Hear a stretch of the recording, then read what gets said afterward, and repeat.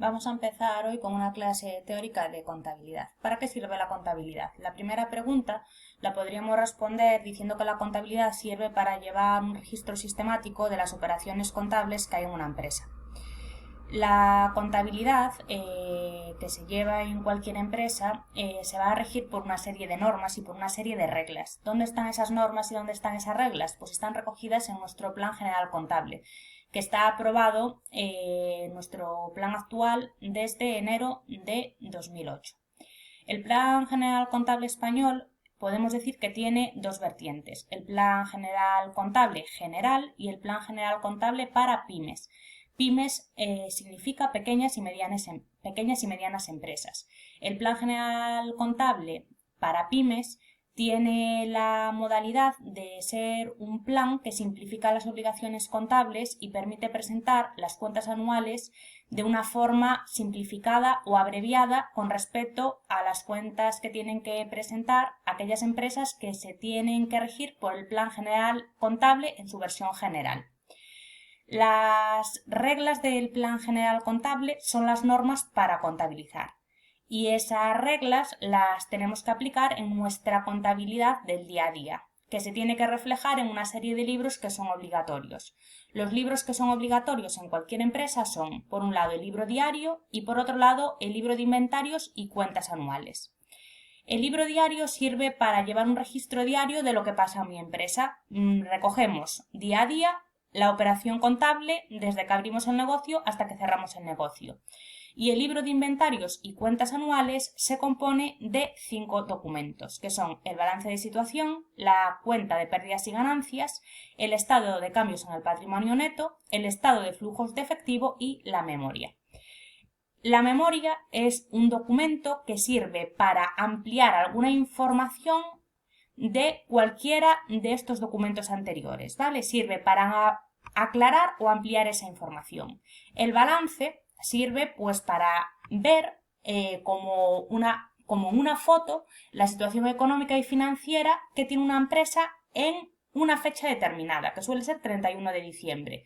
Después tenemos la cuenta de pérdidas y ganancias, que se le llama también cuenta de P&G, que sirve para saber si en el ejercicio económico ha habido un beneficio o una pérdida. Tenemos el estado de cambios del patrimonio neto, que nos indica si ha habido alguna variación tanto creciente como decreciente en el patrimonio neto, y el estado de flujos de efectivo, que nos sirve para indicar qué variaciones ha habido en el saldo de efectivo. ¿Cómo tiene que ser la información contable? Pues bien, la información contable, para que sea útil, tiene que cumplir una serie de requisitos. En primer lugar, tiene que ser comprensible y clara para poder tomar decisiones. Tiene que ser comparable, es decir, yo, en base al análisis de dos balances, puedo comparar qué empresa está mejor en un momento determinado. Además, la información contable tiene que ser relevante. ¿Qué quiero decir con que sea relevante? Pues que tengo que contabilizar las operaciones diarias, pero que si por lo que sea me olvido de contabilizar una pequeña transacción, como puede ser la compra de un boli que me ha costado 0,30, pues no pasaría nada.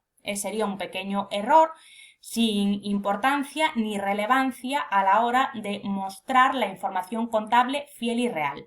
Y por último, y no menos importante, tenemos que decir que la información contable tiene que ser fiable, es decir, que lo contabilizado tiene que transmitir cuál es la imagen fiel de la empresa, lo que está pasando, lo que realmente hay.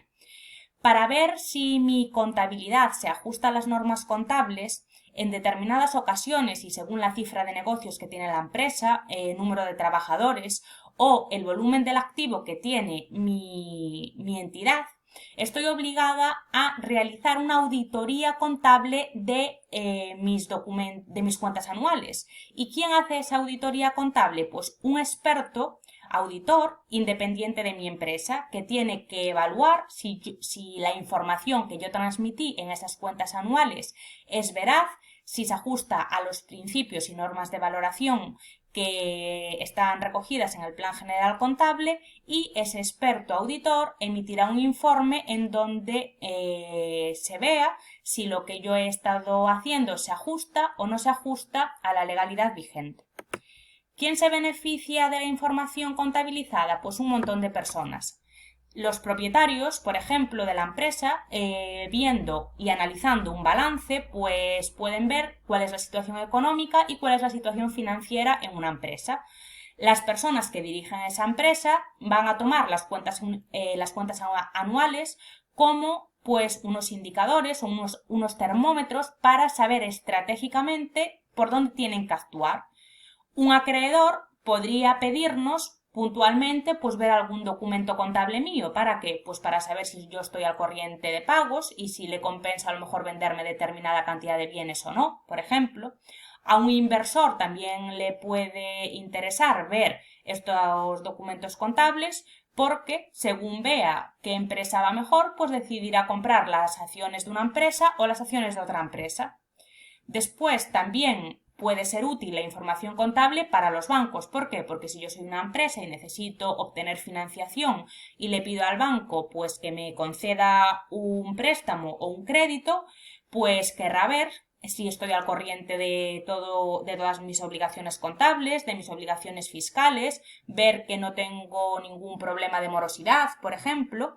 Y por último, también es importante llevar a cabo esta información contable de cara a una posible inspección por parte de la administración pública. Podría darse el caso de que sea inspeccionado por la agencia tributaria y que me pidan pues mis anotaciones contables, que me pidan los libros obligatorios, que ya vimos que eran el libro diario y el libro de inventarios y cuentas anuales. Por otro lado, vamos a introducir ahora la pregunta 5 con una pequeña reflexión. ¿Creéis que la renta de una persona es lo mismo que la riqueza de una persona física, de un particular? Pues la respuesta es que no. La renta de una persona se suele asociar con su sueldo o con su salario. Sin embargo, la riqueza de una persona se identifica con su patrimonio. Pero ojo, que el patrimonio de una persona está formado por dos vertientes, por decirlo de alguna manera, una positiva y una negativa. Imagínate que eres una persona que no trabaja, pero que tiene una serie de pisos en alquiler y tú tienes que mantener esos pisos pues acondicionados, con lo cual tu riqueza sería los inmuebles que tú tienes, por un lado, que sería el bien, junto con una serie de obligaciones que tú necesitas realizar pues para que tus pisos pues estén perfectos para ser alquilados y que cumplan pues con la legalidad vigente. Yo pago el IBI, yo pago la comunidad de vecinos, etcétera, etcétera.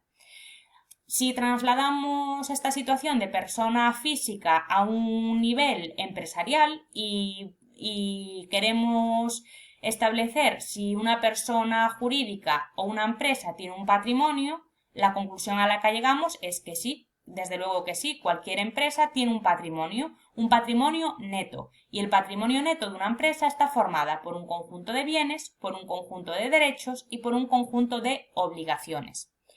Los bienes estarían formados por los elementos materiales y por los elementos inmateriales. Un elemento material es aquella cosa que se puede palpar, que se puede tocar, y un elemento inmaterial es cualquier cosa que yo no puedo tocar. Por ejemplo, una patente, por ejemplo, un programa de ordenador. Los derechos de cobro también se sumarían dentro de la formulita del patrimonio neto, y los derechos de cobro son aquellos derechos que yo como empresario tengo de cobrar determinada cantidad de dinero. Junto con los bienes y los derechos que se suman, tenemos que restar las obligaciones. En las obligaciones irían los préstamos que a mí me ha concedido un banco y que yo los tengo que devolver, por tanto tengo la obligación de devolución. Si un proveedor me dejó mercancía para mi empresa y todavía no se lo pagué, pues tengo la obligación de pagarle, y si un acreedor me prestó determinado servicio y aún no se lo pagué, pues tendré una deuda con ese acreedor. Un pequeño ejemplo para comprender la ecuación de patrimonio neto, que se calcula sumando bienes y derechos y restando obligaciones. La copistería Copigal tiene en su tienda de A Coruña 2 máquinas fotocopiadoras, valoradas cada una de ellas en 1.000 euros. Por tanto, Las máquinas fotocopiadoras serían un bien. Nuria, cliente habitual, fue a fotocopiar un libro que pagará cuando lo recoja por un precio de 15 euros, con lo cual la empresa Copical tendría un derecho de cobro frente a su clienta. Le debe su clienta 15 euros, por tanto la empresa tiene derecho a cobrarle 15 euros. Copigal, para poder operar correctamente, hace pedidos a su proveedor de papel y tóner que pagará en un plazo de 90 días desde que le entreguen el material. El tóner y el papel, según factura, cuestan 900 euros. Además, Copigal deberá de pagar la factura de luz y teléfono a sus acreedores. Por tanto, lo que yo le debo al proveedor y al acreedor iría en obligaciones, es una obligación de pago. Una puntualización. ¿Qué diferencia hay entre un proveedor y un acreedor? Un proveedor es alguien que me suministra materiales o mercancías que yo necesito para la explotación diaria de mi empresa, ¿vale? Algo que está relacionado con el ciclo de explotación de mi actividad empresarial. Y un acreedor es alguien al que yo le debo pues una determinada cantidad de dinero porque me presta algún bien o servicio que no está relacionado directamente pues con el ciclo productivo de mi empresa. Con proveedor, asociar aquellas empresas, aquellos intermediarios que a mí me suministran pues la materia prima o la mercancía que yo vendo. Y el acreedor, pues cualquier empresa que me presta un servicio genérico como prestación de un servicio de teléfono o prestación de un servicio de luz y agua, ¿vale? Por ejemplo.